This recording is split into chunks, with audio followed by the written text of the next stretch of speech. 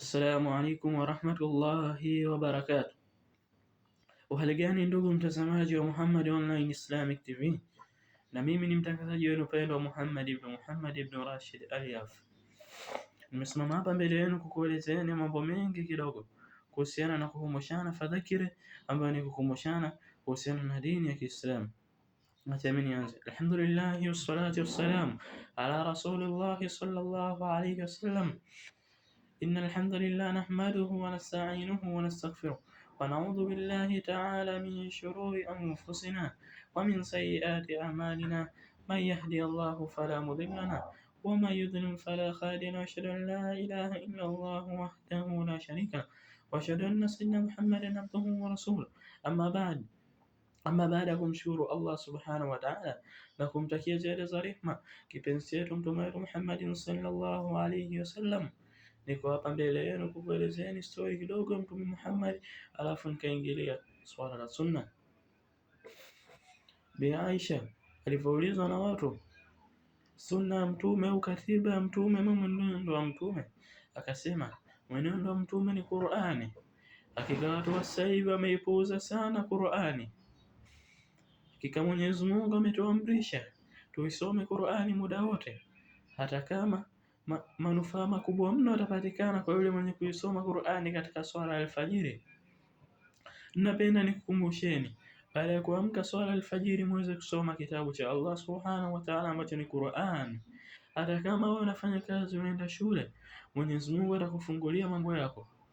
Ukiamka asubuhi, usisahau kusema bismillahilladhi la yadhurru ma'a ismihi shay'un fil ardi wala fis samai wa huwa as-sami'u al-alim. Hiyo ndio dua ambayo nakumbusheni. Tunaingia katika sunna. Watu wengi sana wamepuuzia sunna ya mitume, na Waislamu wengi kwa sasa hivi wamegawanyika katika makundi mbalimbali. Mimi ni miongoni mwa watu katika makundi hayo, na mimi ni Muislamu, lakini wote ni Waislamu na wote ni waumini. Napenda nikumbusheni hizi funga. Kuna funga za sunna, lakini watu funga za sunna wamezipuuzia mno, wakati ndio zina sababu nyingi mno. Nakuombeni sana Waislamu, Mwenyezi Mungu aweze kutufungua katika funga hizi za sunna.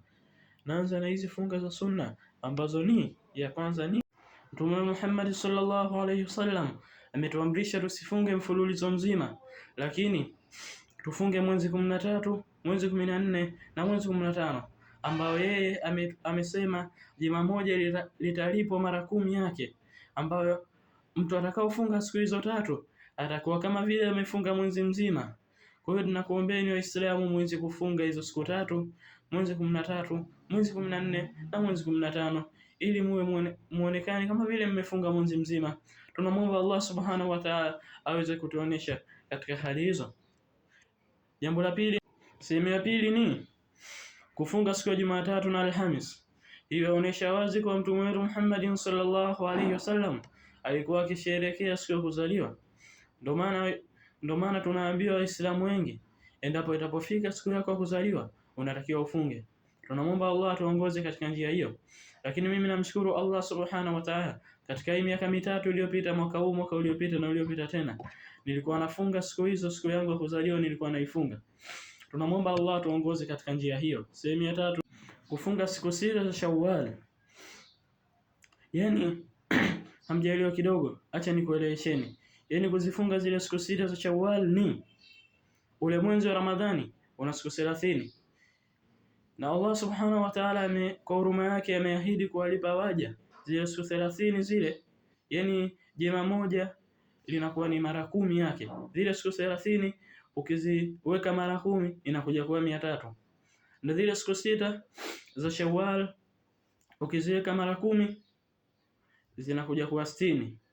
360 ni mwaka mmoja mzima. Tunamwomba Allah aweze kutuwezesha kufunga huo mwaka mzima.